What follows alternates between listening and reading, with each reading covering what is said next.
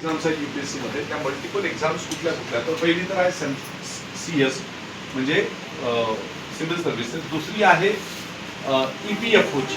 Okay, ही खूप लोकांना माहिती नाही आहे. ही डायरेक्ट पोस्ट असते असिस्टंट कमिशनर.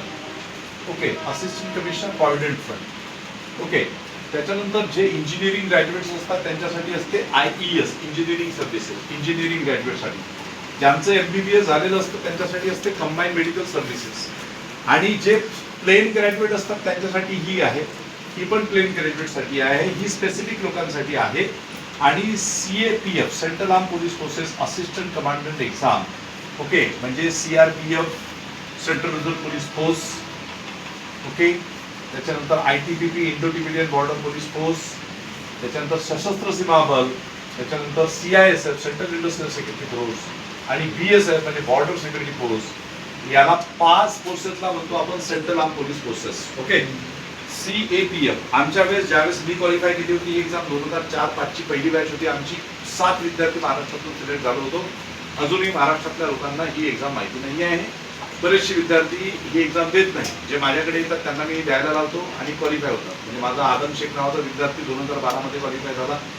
तो आता फार मोठ्या लेवलला आहे. नॅशनल सिक्युरिटी गार्ड्समध्ये सध्या तो दिल्लीला कार्यरत आहे, डेप्युटी हे म्हणून. ओके, डेप्युटी कमांडंट या पोझिशनला. राहुल जाधव नावाचा विद्यार्थी घाटकोपरचा, तो आता 2016च्या बॅचला असिस्टंट कमांडंट झाला. तो झारखंड की छत्तीसगड रिजनमध्ये आता CRPFला, तो पण मला वाटतं आता डेप्युटी कमांडंट प्रमोट झाला त्याचा सुद्धा. ठीक आहे, तर चांगल्या चांगल्या पोझिशन्सला इकडे तुम्हाला जाता येतं क्लास 1 अधिकारी म्हणून. ओके, तर ही एक एक्झाम आहे. तर ही एक्झाम प्लेन ग्रॅज्युएट, ही एक्झाम प्लेन ग्रॅज्युएट आणि ही एक्झाम प्लेन ग्रॅज्युएट. इंजिनिअरिंग वाल्यांना इंजिनिअरिंग आणि CMS वाल्यांना फक्त MBBS लोक चालतात, कंबाईंड मेडिकल सर्व्हिसेस. ठीक आहे. आता पनवेलला सेंट्रल गव्हर्नमेंटचं एक डिपार्टमेंट आहे. त्या सेंट्रल गव्हर्नमेंटच्या डिपार्टमेंटमध्ये माझी एक विद्यार्थिनी आहे. ती ऑलरेडी UPSC टू CMS झाली, आता ऑलरेडी क्लास 1 अधिकारी आहे ती. पण तरी सुद्धा ती कशाची तयारी करते? Civil service. ऑलरेडी क्लास 1 अधिकारी आहे ती. पनवेलला सेंट्रल गव्हर्नमेंटचं एक मोठं हॉस्पिटल आहे, त्या ठिकाणी ती ऑलरेडी क्लास 1 ऑफिसर आहे UPSC. कारण याच्यातून तुम्ही कुठल्या एक्झाम क्वालिफाय झाल्या तरी तुम्ही क्लास 1 ग्रुप ए ऑफिसर होता. या सगळ्या क्लास 1 ग्रुप एच्या पोझिशन्स आहेत, बरोबर. आणि UPSCच्या डिफेन्ससाठी स्पेशल एक्झाम्स असतात, NDA नॅशनल डिफेन्स अकॅडमी, आणि दुसरी असते CDSC combined defence services exam. हे डिफेन्ससाठी आहे. म्हणजे NDA साठी कोण एलिजिबल असतं? आता जसे UPSCच्या एक्झाम म्हणून तुम्हाला ऍडिशनल नॉलेज देतो, जी 10वीची मुलं असतील त्यांनी NDA टार्गेट करायला काही हरकत नाही. जसं तुम्ही 10वीतून 11वीत जाता आणि जसं 11वीतून 12वीत जाता, तर 12वीत गेल्या आर्ट्स, कॉमर्स, सायन्सचा कुठलाही विद्यार्थी NDAची परीक्षा देऊ शकतो. भारतातली NDA एकमेव एक्झाम आहे जी विद्यार्थ्याला 18.5व्या वर्षाच्या आतमध्ये इन्शुअर करते की तो सिलेक्ट झाल्यानंतर कमिशन रँक ऑफिसर बनणार आहे. एकमेव एक्झाम भारतातली. बाकी स्टाफ सिलेक्शन, रेल्वे रिक्रुटमेंट कडे तुम्हाला फक्त नोकरी देते, क्लर्क बनवते. पण NDA तुम्हाला 18.5व्या वर्षी क्वालिफाय झाल्यानंतर पुढचे 3 ते 4 वर्षाचं ट्रेनिंग होऊन तुम्हाला कमिशन रँक ऑफिसर बनवते. म्हणजे IS साठी सिलेक्शन तुमचं 22व्या वर्षी होतं, परंतु त्याच्यानंतर 2 वर्षाचं ट्रेनिंग होऊन 24व्या वर्षी तुम्ही ऑफिसर म्हणून जॉईन होता. NDAचं सिलेक्शन 18, 18.5 एज लिमिट आहे. आणि सिलेक्शन झाल्यानंतर नॅशनल डिफेन्स अकॅडमी खडकवासल्याला तुमचं 3 वर्षाचं ट्रेनिंग प्लस ग्रॅज्युएशन होतं. त्याच्यानंतर तुम्ही जर आर्मीमध्ये असाल तर इंडियन मिलिटरी अकॅडमी देहरादूनला तुमचं 1.5 वर्षाचं ट्रेनिंग. ओके, तुम्ही नेव्हीमध्ये सिलेक्ट झाला असाल तर एझिमाला केरळमध्ये आहे, तिथे 1.5 वर्षाचं ट्रेनिंग. आणि तुम्ही एअरफोर्समध्ये सिलेक्ट झाला असाल तर हैदराबाद आणि बेंगलोर फ्लाईंग आणि नॉन फ्लाईंग ब्रँचला तिथे परत 1 ते 1.5 वर्षाचं ट्रेनिंग होतं. फुकटमध्ये अधिकारी बनता येतं. 1 पैसा खर्च करायची गरज नाहीये मायबाबांना. पण आपल्या महाराष्ट्रातल्या लोकांना ही डोकं डोक्यात जात नाही. माझे जर शेकडो सेमिनार झाले, हजारो सेमिनार झाले, लाखो विद्यार्थ्यांना गायडन्स करून झालं, कितीतरी बोंबलून झालं, पण लोकांच्या डोक्यात जात नाही. आता एवढं मी सांगतोय, किती लोकांच्या डोक्यात जाईल मला माहिती नाही. किती लोक याच्यावरती अंमल करतील, इम्प्लिमेंट करतील मला माहिती नाही. कारण हा काही माझा पहिला सेमिनार नाही. आम्ही खूप सांगतो.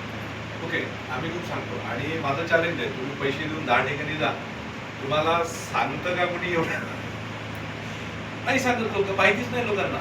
ओके, एनडीएच्या नावाखाली तर एवढं आता आता ह्या 4-5 वर्षात महाराष्ट्रात अशी दुकानं चालू झाले, जसं ते नीट जेईचे दुकानं सुरू झाले ना, इंटिग्रेटेड, शाळेत जायचं काम नाही, कोचिंग क्लासेसमध्ये सगळं. तर एनडीएच्या नावाखाली पुण्यामध्ये, पिंपरी चिंचवडमध्ये, औरंगाबादमध्ये, नगरमध्ये, नागपूरमध्ये, भंडाऱ्यामध्ये, कोल्हापूरमध्ये, शिर्डीमध्ये इंटिग्रेटेड दुकानं सुरू झाली. इंटिग्रेटेड म्हणजे काय, 11वी-12वी प्लस एनडीएची तयारी, कमीत कमी 6 लाखाचा चुना ते लोक लावतात.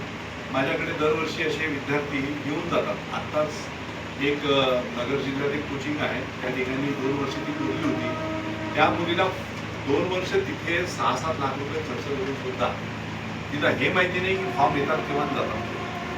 म्हणजे 2 वर्षात आपण 6-7 लाख बर्बाद करून काय शिकलो? आपल्याला फॉर्म केव्हा येतात, केव्हा जातात, परीक्षा केव्हा असते, एज लिमिट काय असते, सिलेबस काय असतं, पॅटर्न काय असतं, हेच माहिती नसेल तर आपण क्लास कशासाठी घेतो, आहे की नाही? तर हे लक्षात घ्या, खूप कन्फ्युजन आहे. तर ही एनडीएची एक्झाम, आणि यातून जर तुम्ही क्वालिफाय झाले तर तुम्ही भारताच्या आर्मी, नेव्ही आणि एअरफोर्समध्ये सर्वोच्च पदावरती जाता. म्हणजे आर्मी, नेव्ही, एअरफोर्सची हा एनडीएच्या परीक्षा क्वालिफाय करून झालेला विद्यार्थी असतो.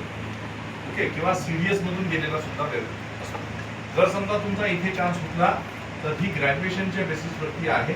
याच्यातून तुम्ही OTA मध्ये जाता, ज्यांचं सायन्स नाही आहे ते लोक, आणि बाकी Indian military academy, Indian navy academy आणि इंडियन एअरफोर्स याच्यामध्ये तुम्ही जे सायन्स ग्रॅज्युएट असलेले लोक असतात ते जातात. ठीक आहे, आर्ट्स कॉमर्सवाले OTA मध्ये जातात, ऑफिसर्स ट्रेनिंग अकॅडमी, तिथे महिलांना पण प्रवेश आहे. ठीक आहे, तर हे एनडीए साठी माझं 8 दिवसांचा फाउंडेशन कोर्स 1 मे ते 9 मे पर्यंत असेल. जे विद्यार्थी 8वी 10वी पर्यंत 12वी पर्यंत आहेत आणि ज्यांचं सध्याचं वय 15, 16, 14 पासून तर साधारणतः 17 पर्यंत वगैरे आहे. कारण तुम्ही आता 17 वर्षाचे असाल तरच तुम्हाला ती अपॉर्च्युनिटी मिळते, नाही तर तुम्ही 18 वर्षाच्या आहात तर तुम्हाला एक अटेम्प्ट मिळेल की नाही तो पण डाऊट आहे. ठीक आहे, तर त्याच्यामुळे याच्याबद्दल वेगळं डिस्कशन होईल. CDSC बद्दल एखादं सेशन माझं होत असतं. ओके, ते झालं, कुणाला इंटरेस्ट असेल तर आपण त्याच्यावरती नंतर ते बोलूया. ठीक आहे, तर हे ऑप्शन्स आहेत तुमच्या समोर UPSCच्या माध्यमातून. ठीक आहे, माहिती होते काय सगळे ऑप्शन्स, एवढे सगळे ऑप्शन्स असतात बघा. हा, माहिती होते एवढे ऑप्शन्स असतात, एवढे ऑप्शन माहिती होते का तुला? हा, EPFO, engineering services, combined medical services, central arm police forces मध्ये हे सगळं होतं माहिती? व्हेरी गुड, व्हेरी गुड, चांगली गोष्ट आहे. चला, एक जण तरी जागृत आहे. हा, है ना, जागृत असणं हे जिवंतपणाचं लक्षण आहे. आहे की नाही? हा, जागृत असणे जिवंतपणाचं लक्षण आहे. ओके, म्हणजे एक्झॅक्टली काय संधी आहेत हे तरुणांना माहिती असेल. ज्या तरुणाला आपल्या समोरच्या ऑपॉर्च्युनिटी माहिती नाही तो जिवंत नाहीये, हे लक्षात घ्या. तो जिवंत नाहीये, है ना. म्हणजे चालता बोलता असता म्हणून तुम्ही जिवंत असता असं नाही. कारण शेवटी तुम्ही पुढचं आयुष्य कशाच्या आधारावरती जगणार आहात? कुठेतरी पोझिशन मध्ये असाल तेव्हाच चांगलं जगू शकाल तुम्ही. सन्मान, सेल्फ रिस्पेक्ट, आहे की नाही, आणि पॉवर असला पाहिजे. पॅकेज असलं पाहिजे, पॉवरही असला पाहिजे. नुसता पॅकेज घेऊन पण काही खर्च नाही. म्हणजे 1 करोड रुपये तुम्ही नीट झालात, तुम्ही IIT मधून BTech MTech झालात आणि तुम्हाला खूप पॅकेज आहे, तर नुसता पॅकेजला इम्पॉर्टंट नाही आहे. हे पॅकेज सोडून येणारे कितीतरी विद्यार्थी आहेत आता सर्व्हिसेसमध्ये. तर काही विद्यार्थी पॅकेज प्लस पॉवर प्लससाठी पण येतात. ओके, सो UPSC सिव्हिल सर्व्हिसेसमध्ये आता सगळ्यात महत्त्वाची पोझिशन आहे IAS, IPS, IFS, okay, IRS, audit account services, defence account services, defence estate services, civil account service, okay, corporate law service, postal service, trade service, telecommunication service, त्याच्यानंतर मग deputy collector, DYSP in union territories, okay, आणि मग section officers, central याच्यामध्ये section officers, central government, अशा जवळपास या. आणि मग रेल्वे ट्राफिक, रेल्वे पर्सनल आणि railway protection force, okay, railway account ही रेल्वे अकाउंट्स, अशा जवळपास या 24 सर्व्हिसेस आहेत. प्रत्येक वर्षी याच्यातून हेमाक्षी हेमाक्षी तुम अभी ज्वाइन हुए हो, ठीक है, अच्छी बात है। हेमाक्षी आपको मराठी नहीं समझेगा ना? आवाज आ रही है मेरी? हेलो हेमाक्षी, आपको मराठी समझेगा? मराठी समझता है कि हिंदी? हेलो हेमाक्षी, आवाज आ रही है मेरी? चलो, हेलो हेमाक्षी, आवाज आ रही है क्या मेरी? आप